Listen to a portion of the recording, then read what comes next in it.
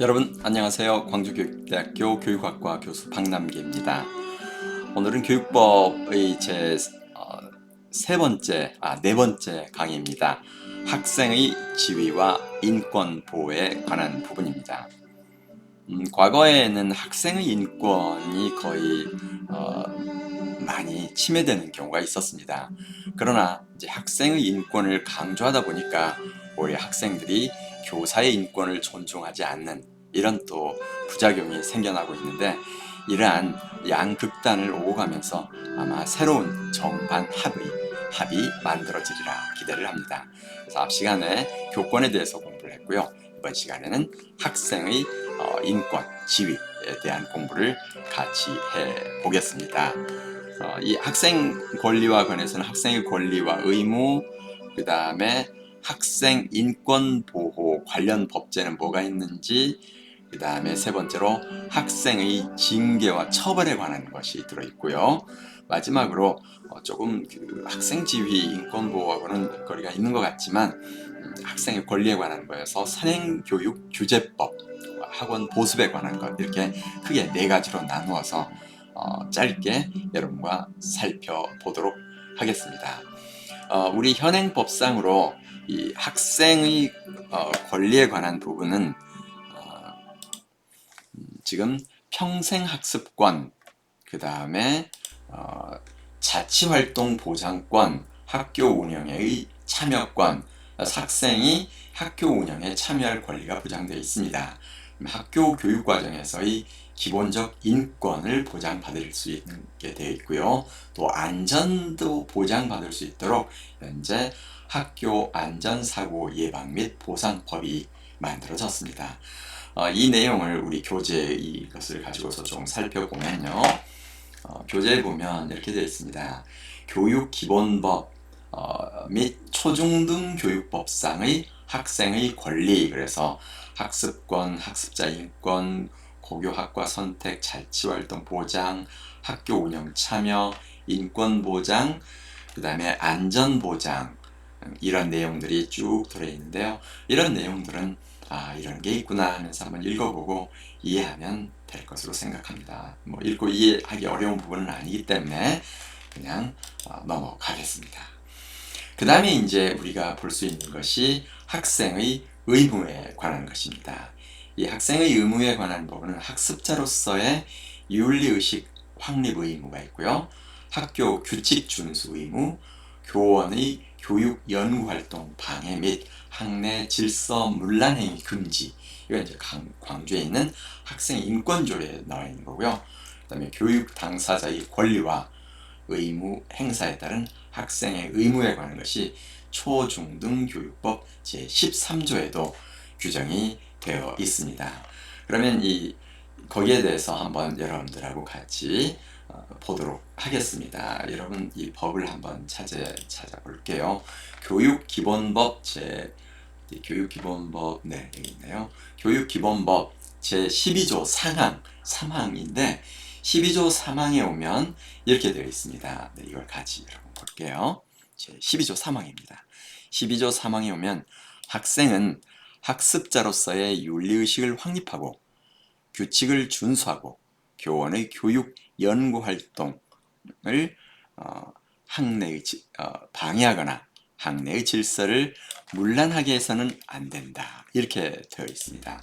그래서 이러한 것을 제대로 지키지 않을 경우에 거기에 상응하는 절차를 어떻게 할 것인지에 대해서 좀 더 상세하게 만들어져 있어야만 교사들이 교권과 인권도 보장이 되겠죠.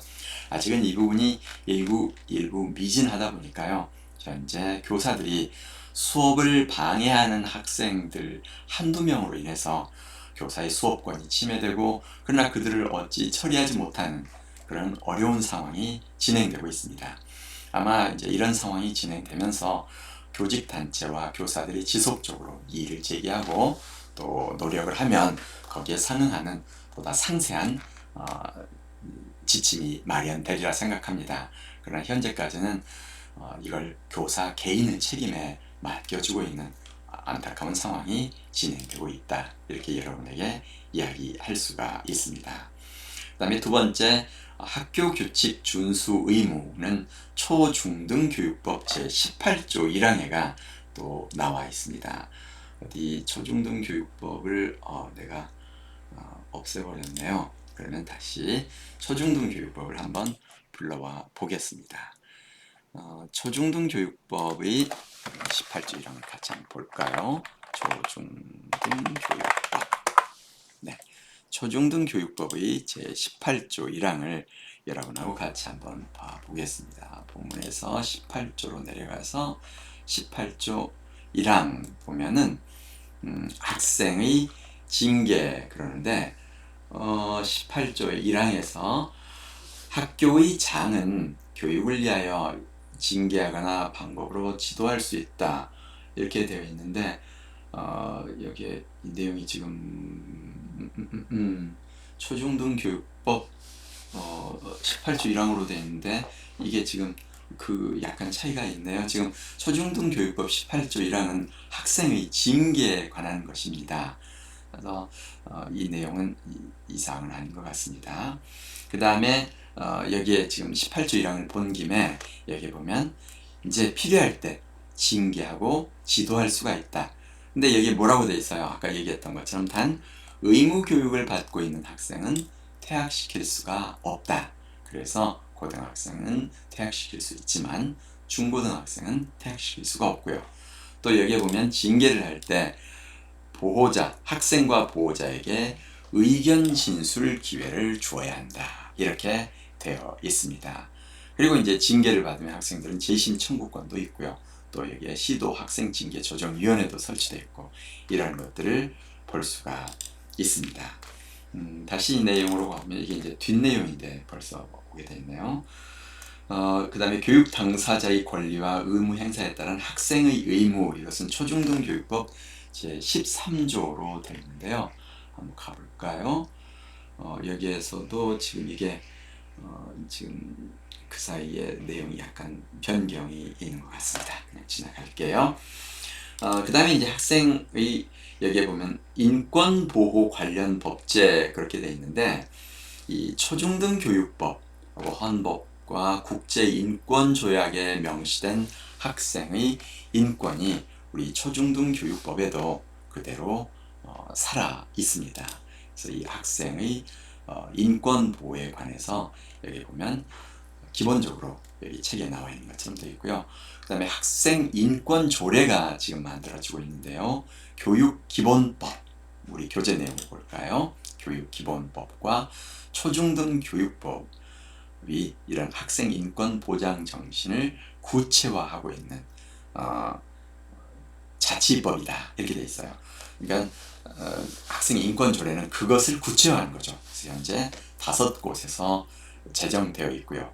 경기도의 경우에는 보면 여기 있는 것처럼 비차별권, 그 다음에 폭력 위험으로부터의 자유, 교육권, 사생활 비밀과 자유 보장 권리, 양심, 종교, 표현, 자치기구 참여, 복지, 징계 등에 있어서 절차 보장, 권리침해에 대한 구제, 장애, 빈곤, 다문화 등 소수학생의 권리 이런 것들이 상세히 되어 있는데 여기 보면 좀 재밌는 내용도 있어요. 휴식을 취할 권리를 강조하고 있다. 그 다음에 그 외 여러 가지 내용들이 있는데 이게 지금 보이는 것처럼 5곳만 제정이 되어 있잖아요. 나머지 지역에서는 학생 인권보호, 인권조례이라는 것들이 오히려 교육에 장애가 된다 이런 관점들이 논란이 되고 있어서 전국 모든 시도교육청이 다 하고 있는 것은 아니다 이렇게 얘기를 할 수가 있습니다. 그 다음에 이러면 이제 보호의 원칙에서는 최소한 권리의 최대한 보장이다. 무슨 말이냐면요. 여기에 지금 아까 인권조례에 열거되어 있지 않다고 해서 학생의 권리를 인권을 경시해서는 안 된다. 본질적으로 침해를 금지한다. 그래서 아까 말했던 이런 인권조례가 되어 있고요. 인권교육을 학기당 2시간 이상 할 수 있도록 하도록 되어 있고 그 다음에 교원, 학부모 대상의 인권연수 과정이 지금 인권실천계획도 만들어져 가고 있습니다. 그래서 여기에 보면 여러분들 학생의 징계와 체벌에 관한 내용이 나와요. 이 부분은 상당히 여러분들이 유념해야 될 부분입니다. 현재 법상으로 학생 징계권자는 학교장입니다. 그리고 징계 유형으로는 학교 내 봉사, 사회봉사, 특별교육 이수, 출석 정지 이런 게 더 있고요. 그런데 말했던 것처럼 의무기관 학생은 퇴학은 할 수 없게 되어 있습니다. 이 구체적인 가이드라인을 여러분 우리 교재의 334쪽에 한번 같이 봐볼까요? 보면은 학생에 대한 징계 유형 및 지도 방법상의 가이드라인이 여기가 있습니다. 근데 여기에서 보면은 이제 어떠한 경우에도 신체 도구나 신체를 이용해서 학생의 신체에 고통을 가하는 방법은 사용해서는 안 된다. 이렇게 규정이 되어 있습니다. 그래서 여러분들이 이 부분을 명심해야 합니다. 왜 학급 경영 기법이 중요하냐면요. 이제 더 이상 체벌을 통해서는 또 신체 위해를 가해서는 어떤 것도 할 수가 없습니다. 그렇다면 여러분들이 다양한 학급 경영 기법을 동원해서 아이들이 왜 우리가 공부해야 되는지 그 의미를 깨닫고 그 다음에 그 의미에 동참하면서 학급의 목표를 향해서 또 학생들의 자신들이 가지고 있는 책임 그리고 권리인 학습을 향해서 나아갈 수 있도록 여러분이 동기를 유발해서 갈 수는 있는데 현재 신체의 고통을 갈 수는 없습니다. 그러나 물론 다른 징계는 가능합니다. 여기 보이는 것처럼 체벌 금지 관련 규정이 있는데요. 교육법상으로는 존재하지 않고 법령의 용어도 아닙니다. 초중등교육법 시행령 31조 8항이라고 되어 있는데요. 기왕 나와 있는 걸 여러분하고 같이 초중등교육법 시행령 31조 8항도 한번 봐볼까요? 따라서 여러분들이 앞으로 이런 걸 할 때는요. 반드시 그러한 내용을 한번 이렇게 인터넷에서 같이 검색을 해 볼 수가 있습니다. 초중등교육법 시행령으로 가보면요. 시행령에서 본문의 31조로 가보겠습니다. 31조 학생의 징계 이렇게 되어 있죠. 그래서 학생의 징계 부분에 가보면 여기에 제 8항에 보면은 여기에 학교의 장은 여기에 훈육은 할 수 있지만 도구나 신체를 이용해서 고통을 가하는 방법은 절대 사용할 수 없도록 규정이 되어 있습니다. 그래서 여러분들이 이 부분은 반드시 명심하기 바랍니다. 그래서 여기에 지금 예를 들면 단체 기합 혹은 고통을 가하는 기합, 간접 체벌도 다 금지되어 있고요. 만약에 실질적으로 체벌을 가하면 여러분들은 형법상의 폭행죄에 해당하는 처벌을 받게 됩니다. 그리고 이제 학생 인권 조례에서도 그렇게 체벌 금지 조항은 상세히 되어 있고요. 경기도 조례에도 나와 있고 서울시 조례에도 이렇게 구체적으로 체벌, 따돌림, 집단 괴롭힘, 성폭력 등 모든 물리적, 언어적 폭력을 방지해야 될 의무까지도 언급을 하고 있습니다. 그 다음에 마지막으로 선행교육 규제법이 만들어져 있는데요. 이게 우리가 선행학습금지법이라고도 표현을 하고 있습니다. 그래서 여기에서는 학생들이 배우지 않은 내용이 시험에 나오거나 지금 현재 교육과정을 너무 앞서는 내용을 가르침으로 해서 학습권이 침해된다 이런 관점에서 만들어진 법이고요. 이 선행학습은 학습자가 우리가 보통 예습을 선행학습이라고 하지는 않습니다. 예습은 지금 교육과정에서 다음 주에 배울 내용을 공부하는 거라고 한다면 선행학습은 중학생이 고등학교에서 배워야 할 미적분을 배우거나 이러한 내용들을 의미를 하죠.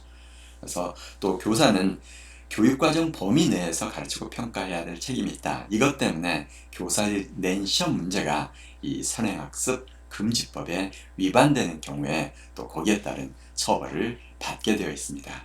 그런데 학원 및 교습소는 선행학습을 한다는 광고를 할 수 없도록만 되어 있지 그 이외에 규정이 없다 보니까 선행학습 금지법은 오히려 과외를 활성화시키는 법이 아닌가 이런 말까지 듣고 있기도 합니다. 그래서 여러분들에게 지금까지 이제 이 선행학습 금지법까지 표현해서 이 학생의 권리에 관한 얘기를 했는데요. 이 부분을 다시 한번 간단하게 살펴보면 학생의 지위와 권리를 학생의 권리와 의무에서 학생의 권리는 뭐가 있는지 그랬을 때 이 학습권, 선택권, 자치권, 그 다음에 기본적 인권보장권, 안전보장권까지 들어있다. 그다음에 학생의 의무에 관한 것, 그래서 윤리의식, 규칙 준수, 수업 방해 금지, 학생의 기본적인 의무에 관한 것, 그 다음에 학생도 인권을 보호받는다. 그래서 학생 인권 보호에 관한 얘기도 여러분에게 했고요. 그 다음에 인권 조례에 관한 얘기, 징계와 차별 금지에 관한 것, 그리고 마지막으로 여러분에게 선행교육 규제법에 관한 내용까지를 같이 공부를 했습니다. 자, 여러분 지금 이 내용을 바탕으로 해서 교권, 그 다음에 학생의 인권, 근데 교권과 학생의 인권이 충돌할 때는 어떻게 할 것인가, 또 이런 문제도 생각을 해볼 수가 있을 것입니다. 근데 실은 여기에서는 어느 사람이나 인권이 우선입니다. 학생들도 교사의 인권을 침해할 때는 거기에 상응하는 처벌을 받도록 아마 점점 법 규정이 세분화되고 또 학교에서 그러한 관련 교육을 시키고 지침이 만들어지지 않을까 이렇게 생각합니다. 자, 여러분 그러면 다음 시간에 만나겠습니다. 고맙습니다.